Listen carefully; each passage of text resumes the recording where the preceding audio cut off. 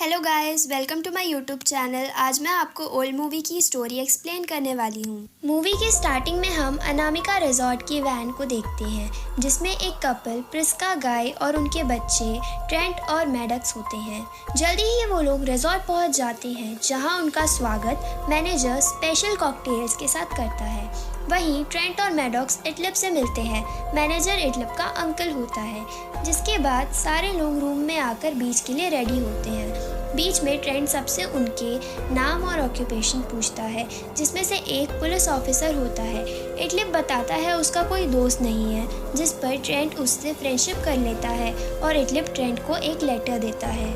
उसी रात गाय और प्रिस्का में लड़ाई होती है। उनका डिवोर्स होने वाला था, पर गाय ऐसा नहीं चाहता था। मैडक्स और ट्रेंट बाहर बैठकर लड़ाई सुन रहे होते हैं। तभी ट्रेंट इटलिप के लेटर को देखता है, जिसमें कोड वर्ड्स में एक मैसेज था। वहीं एक बीच में हम लड़की को देखते हैं जो पानी में तैरने चले जाती है और उसका साथी उसे देख रहा होता है। दूसरे दिन अनामिका रिजॉर्ट में हम चार्ल्स, उसकी माँ एग्नीस, उसकी वाइफ क्रिस्टल और बेटी कारा को देखते हैं। क्रिस्टल को कैल्शियम डेफिशिएंसी होती है। मैनेजर गाय की फैमिली को प्राइवेट बीच के बारे में बताता है और वो लोग वहाँ जाने के लिए तैयार हो जाते हैं। इटलिप ये देख रहा था तो मैनेजर उसे वहाँ से भगा देता है। तभी वहाँ एक औरत को मिर्गी के दौरे पड़ते हैं। तब चार्ल्स उसकी मदद करता है। औरत का नाम पैट्रिशिया और उसके पति का नाम जेरिन होता है। इसके बाद हम प्रिस्का और चार्ल्स की फैमिली को देखते हैं, जो वैन में प्राइवेट बीच जा रहे थे और वैन का ड्राइवर खुद एम नाइट श्यामलाल होता है।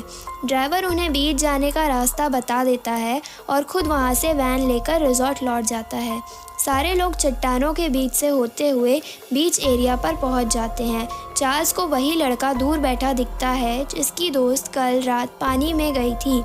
एग्नी अपने कुत्ते के साथ धूप में बैठ जाती है।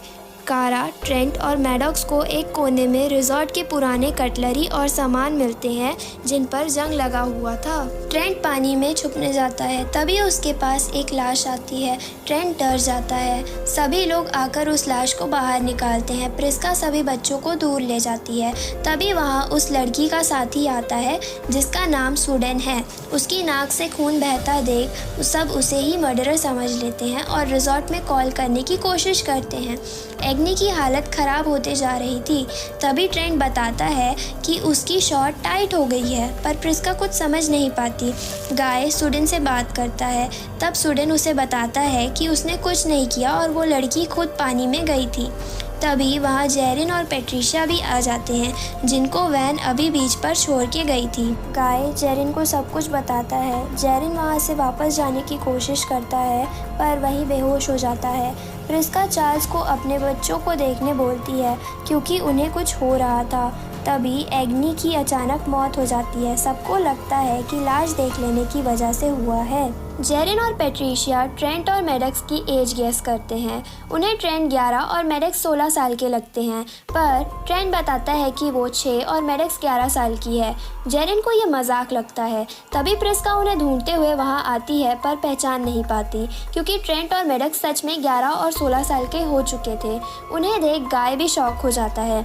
चार्ल्स सुडेन को भागता देखता है और उसके पीछे भागता है, पर दोनों ही बाहर जाने वाले हिस्से में जाकर बेहोश हो जाते हैं। जिसके बाद सब डिसाइड करते हैं पेयर बनाकर बाहर जाने की, पर फिर से सारे लोग बीच पर बेहोश मिलते हैं।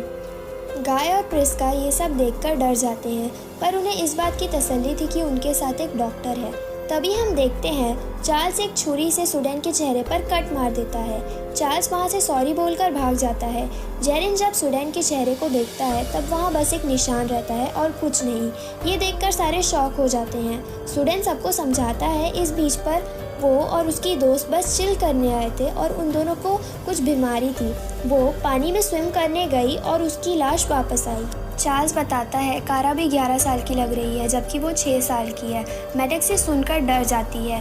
तब प्रिस्का उसे दूसरे कपड़े पहनने भेज देती है। जेरिन बताता है जैसे आए हैं वैसे नहीं, तो यहाँ से बाहर जाने के लिए दूसरा रास्ता समुंदर से तैर कर ही है, पर कोई भी इतना स्विम नहीं कर सकता था। मैडक्स सुडेन से बात करती है। तब वो बताता है कि उसका असली नाम ब्रैंडन है और उसे ब्लड क्लॉटिंग की बीमारी है। सारे लोग ग्रुप बनाकर एक दूसरे से वहां आने की वजह पूछते हैं, पर तभी प्रिस्का बेहोश हो जाती है और उसके पेट का ट्यूमर बड़ा होने लगता है। तब गाय चार्ल्स को ट्यूमर निकालने कहता है। प्रिस्का के पेट में कट करते ही वो कट खुद ठीक हो जाता है। तब सब कट को खुला रखने के लिए अपने हाथ यूज़ करते हैं। चार्ल्स यहाँ बार बार एक मूवी का नाम याद करने लगता है। अब ट्यूमर फुटबॉल के साइज़ का हो गया था। चार्ल्स उसे काट देता है और जिसके बाद प्रिस्का को होश आ जाता है। स्टूडेंट जब अपनी साथी की लाश देखने जाता है तो वहाँ बस हड्डियाँ होती है। प्रिस्का बताती है मांस गलने में अप्रॉक्स 7 साल लगते हैं और बीच में ये 3 घंटे में हुआ है। अब सब समझ जाते हैं कि यहाँ का आधा घंटा ह्यूमन लाइफ के 1 साल के बराबर है। नाखून और बाल में डेड सेल्स होते हैं, इसलिए वो बढ़ नहीं रहे। ये सब बातें सब समझ ही रहे थे कि तभी वहाँ ट्रेंट और कारा आते हैं और कारा प्रेग्नेंट थी। चार्ल्स अभी भी मूवी का नाम याद करने की कोशिश कर रहा था। जेरिन बताता है कि कारा 5 मंथ की प्रेग्नेंट लग रही है। जल्दी ही कारा का लेबर पेन शुरू हो जाता है। पैट्रिशिया और जेरिन उसकी डिलीवरी कराते हैं, पर बच्चा पैदा होते साथ ही मर जाता है क्योंकि वो इतने जल्दी बीत रहे टाइम को झेल नहीं पाता। क्रिस्टल बाहर भागने की कोशिश करती है पर वापस बीच में आकर बेहोश हो जाती है। चार्ल्स जेरिन पर हमला करने की कोशिश करता है और क्रिस्टल को बदसूरत बोलकर दूर कर देता है, जिसके बाद पैट्रिशिया देखती है चार्ल्स स्टूडेंट को चाकू से बार बार स्टैब करके मार देता है। गाय चार्ल्स से चाकू लेकर बैग में रख देता है। अब सब समझ चुके थे कि चार्ल्स की दिमागी हालत ठीक नहीं थी। जेरिन स्विम करके दूसरा बीज ढूंढने निकल जाता है क्योंकि पैट्रिशिया को दवाई की ज़रूरत थी एज उसे मिर्गी के दौरे पड़ते थे, पर यहाँ अभी तक उसे दौरे नहीं पड़े थे। चार्ल्स अकेले दूर से ये सब देख रहा था। गाय चट्टानों में चढ़कर बाहर निकलने की बात करता है पर प्रिस्का उसे रोक देती है। चार्ल्स अब पूरे तरीके से पागल हो चुका था और अपनी माँ की हड्डियों से बात कर रहा था। प्रिस्का और गाय समझाते हैं कि हर ग्रुप में कोई ना कोई बीमार है। चार्ल्स को दिमागी बीमारी, पैट्रिशिया को मिर्गी के दौरे पड़ते हैं और प्रिस्का को ट्यूमर था। होटल वालों ने उन्हें चुनकर यहाँ भेजा था। होटल वाले ही उन्हें घर से रिजॉर्ट और बीच तक लाए थे, जिससे किसी को पता न चले ये लोग कहाँ गए हैं। इन सब पर सामने पहाड़ से कोई नज़र रख रहा था। मैडेक्स पैट्रिशिया से डिवोर्स वाली बात पर गुस्सा हो जाती है और समुंदर में चली जाती है।